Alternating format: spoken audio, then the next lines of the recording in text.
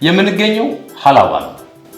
ሀላባ ታላቅ ድግስ ላይ ናት ብዬ ነግሬያቸዋለሁ። ሁላችሁም ያው በማህበራዊ ሚዲያም ስትከታተሉ ነበረ። ያም ብቻ ሳይሆን ህዝባዊ ተሳትፎም በጣም ትልቅ ነበረ። ምናልባትም በዚህ ገቢ ማሰባሰብ ስራ ሂደት ኢትዮጵያውያንን ለማስተሳሰር ከሀገር ውጭም ተጉዘው የመጡ የዞኑ ዋና አስተዳዳሪም አጠገቤ ነው የሚገኙት። የሚገርማችሁ ነገር በደቡብ አፍሪካ ያለው ኤምባሲም በአምባሳደር ደረጃም ትልቅ ትኩረት ተሰጥቶ ፕሮግራሙ ሲመራ ነበረ። ብዙ የሀላባ ልጆች የሀላባ ወዳጆችም በብዙ የሚጠጋ ገንዘብ ለዚህ ፕሮጀክት ለግሰዋል።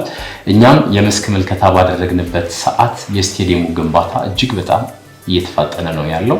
እንግዲህ ለእናንተ ለውድ ተመልካቾቻችን ወደ በኋላ በምስል በደንብ የምናስቃኝ ይሆናል። ስቴዲየሙ ደረጃውን በጠበቀ መልኩ እየተጓዘ ነው የሚገኘው። ይህንን ታላቅ ሀገራዊ ተልዕኮ ተቀብለው ሄደው ተመልሰው መጥተዋል። እንግዳይ የሀላባ ዞን ዋና አስተዳዳሪ ናቸው። በቅድሚያ እንኳን ደህና መጡ እንላለን። ጉዞ እንዴት ነበረ?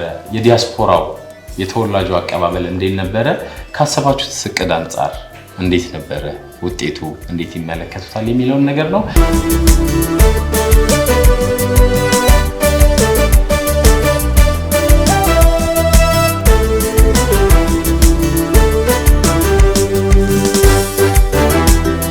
ሀላባ ማለት ብዙ ልማት ወዳድ ህዝብ ያለበት ነው። ብዙ ጊዜ መንግስት የማይጠብቅ ከራሱም ከመንግስትም አስተባብሮ መስራት የሚችልና የህዝቡን ጥያቄ ምላሽ መስጠት የሚችል ህዝብ ያለበት አካባቢ ነው ሀላባ የሚባለው። አመራሩም ህዝቡን በጋራ የሚኖርበት ደረጃውን ለያይቶ ሳይሆን በጋራ ችግርንም ቢሆን ደስታም በጋራ የሚያሳልፍበት ቦታ ሀላባ ነው የሚባለው። እንደዛ ነው። ሀላባ እንደሚታውቁት በጣም ስፖርት ወዳድ ህዝብ ነው። ስፖርት ይወዳል። ለምሳሌ የሸገርና ዛላም ይባላል እዚህ ከተማ ሁለት ደርቢ እግር ኳስ ቡድን አለ። ደርቢ ቡድኖች አሉ፣ ብዙ ቡድኖች አሉ።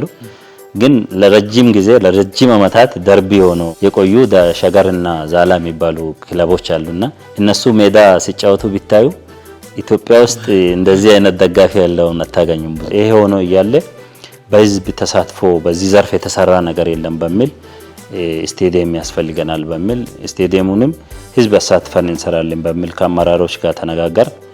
ከዛ በኋላ ዋጋውን ስንጠይቅ በጣም ከፍ ያለ ነው። አንድ ኢንተርናሽናል ስቴዲየም ለመስራት አይቀመስም አያስጠጋም ራሱ የሚል ነገር ሰማን። አይ ግድ የለም እኛ መንግስትን አናካም፣ ህዝባችን አለ።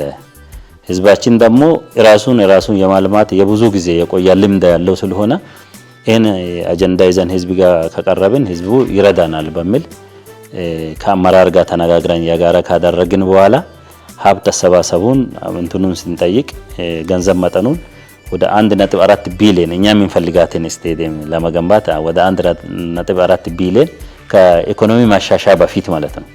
ኢትዮጵያ ኢኮኖሚያውን አሻሽላለች። ከዛ በፊት ወደ 1.4 ቢሊዮን ይጨርሳል የሚል ነገር ሰማን። ይሁን ህዝባችን አለን፣ ህዝባችን አስተባብረን መገንባት እንችላለን ብለን ጀምረናል ማለት ነው። ይሄን ስንጀምር ሁሉንም አቅም አስተባብረን የመንግስትንም የህዝብንም አቅም አስተባብረን እንጠቀማለን በሚል በህዝባችን በማማን በክልሉ ርዕሰ መስተዳድር ባለበት የመሰረተ ድንጋይ ጥለናል ማለት ነው።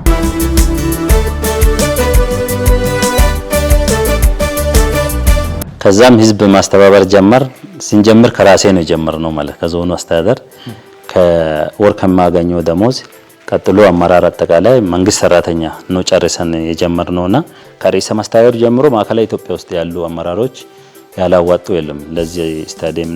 ይሄን ካስተባበርን በኋላ የመሃል ላይ ያለው የተሻሉ በኢኮኖሚያቸው የተሻሉ የሚባሉ ሰዎችን ትተን ታች ወርደን በሊስትሮ እና የጀበና ቡና ነው የጀመርነው ውይይቱ ማለት ነው።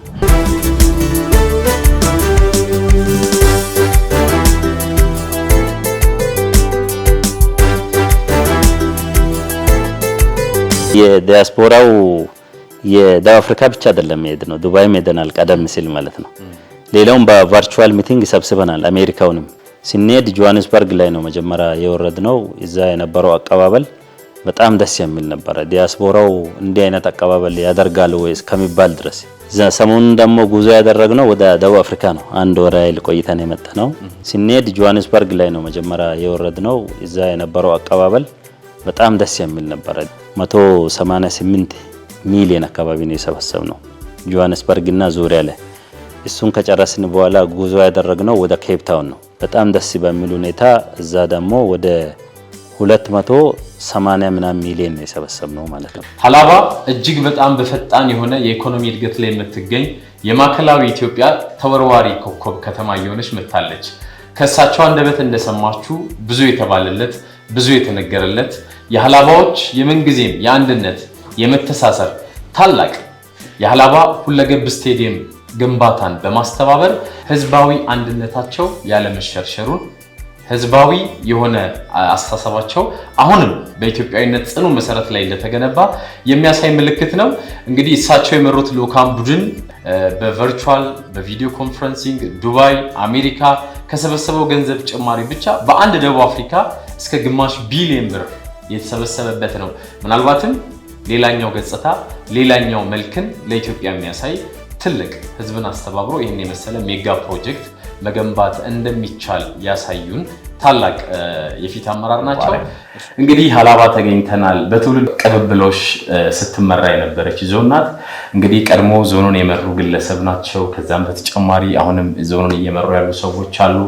በስተግራ በኩል የምንመለከታቸው የማዕከላዊ ኢትዮጵያ ክልል መንግስት በምክትል ርዕሰ መስተዳድር ማዕረግ ክልሉን እየመሩ የሚገኙ ዶክተር መሐመድ ኑርዬ ናቸው።